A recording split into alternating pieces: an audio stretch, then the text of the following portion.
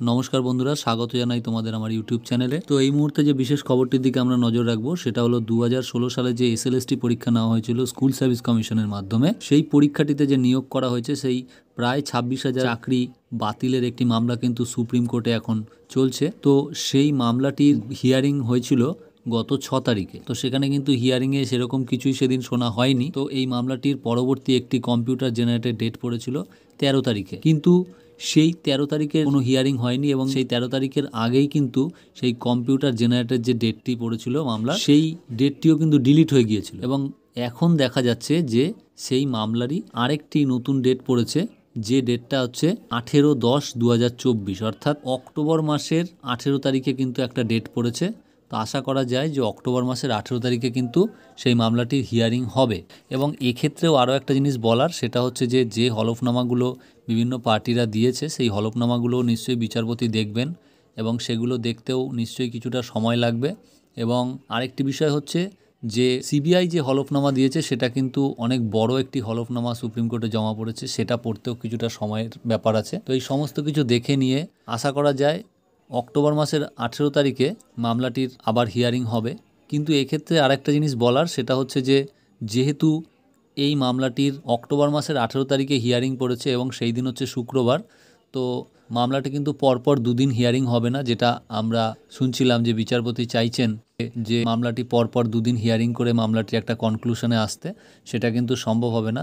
তো 18 তারিখের পরে যদি সোমবারেও আবার যদি হিয়ারিং ডেট পড়ে, সেক্ষেত্রেও কিন্তু দুদিন পরেই হিয়ারিং ডেট পড়বে। আর এক্ষেত্রে সম্ভাবনা রয়েছে দুদিন নয় আরও বেশি দিন পরেই হিয়ারিং ডেট পড়ার, কারণ যদি কম্পিউটার জেনারেটেড ডেট পড়ে সেটা কিন্তু সোমবারে পড়ার সম্ভাবনা কমই রয়েছে। তো যাই হোক, এই হচ্ছে কেসের স্ট্যাটাস এখন বর্তমানে রয়েছে। তবে একটা বিষয়, এক্ষেত্রে কিন্তু মামলাটি যদি 13 তারিখ থেকে আমরা ধরি, 2 মাসেরও বেশি সময় আরও পিছিয়ে গেল। এবং সত্যি কথা বলতে বিচারপতি এখনও অবধি এই মামলাটি মানে টোটাল আগে তো বেশ কিছুদিন পিছিয়ে গেছেই, আরও 2 মাস পিছিয়ে গেল, মানে এই সময়কালের মধ্যে কিন্তু তিনি এখনও পর্যন্ত মামলাটি সেভাবে শুনে উঠতেই পারলেন না। এবং সুপ্রিম কোর্টের যিনি প্রধান বিচারপতি আছেন তিনি কিন্তু আর বেশি দিন তার চাকরি নেই, তিনি এর মধ্যেই রিটায়ারমেন্টও আছে তার। তো সেক্ষেত্রে রিটায়ারমেন্টের আগে তিনি এই মামলাটির কোনো রায়দান করে যেতে পারেন কি না সেটাও দেখার। বা এক্ষেত্রে আরও একটি সমস্যা তৈরি হতে পারে, যদি বিচারপতি রায়দানের আগেই রিটায়ারমেন্ট করে যান, সেক্ষেত্রে বিচারপতির বেঞ্চে কোনো পরিবর্তন হয় কি না, বা বেঞ্চে নতুন যিনি আসবেন তিনি এবং বাকি যে দুজন আছেন তারা মিলে এই কেসটি দেখেন কি না, এরকম কিন্তু একটা জটিলতার সৃষ্টি হতে পারে। তো আমরা সকলে আশা করছি যে নিশ্চয়ই তিনি তার রিটায়ারমেন্টের আগে এই মামলাটির একটি রায়দান করে যাবেন। ভারতের বিচার ব্যবস্থা, এবং এক কথায় বলতে গেলে এখানে বিচার পেতে গেলে কিন্তু অনেক লম্বা সময় ধরে অপেক্ষা করতে হয়। সেক্ষেত্রে কিন্তু যারা বঞ্চিত বা যারা হচ্ছে বিচার প্রার্থী, তারা কিন্তু কিছুটা হলেও সঠিক সময় তারা বিচার পান না।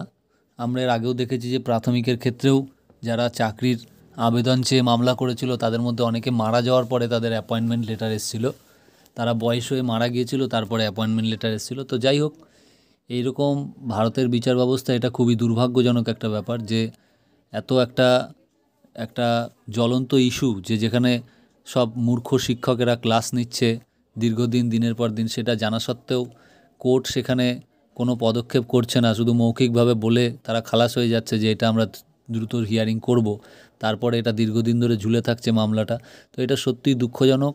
এবং এক্ষেত্রে আমার মনে হয় যেসব বিচারপতিরা এই দায়িত্বে রয়েছে তাদের পলিগ্রাফ টেস্ট নেওয়া উচিত, তাদের লাই ডিটেকশন টেস্ট করা উচিত, যে তারা আদৌ কোনোভাবে কারোর দ্বারা প্রভাবিত হয়েছেন কিনা, এবং সেই প্রভাবিত হয়ে তারা এই কেসটিকে ডিলে করাচ্ছেন কিনা বা এই কেসটিকে ভুলভাল রায় দেওয়ার চেষ্টা করছেন কিনা।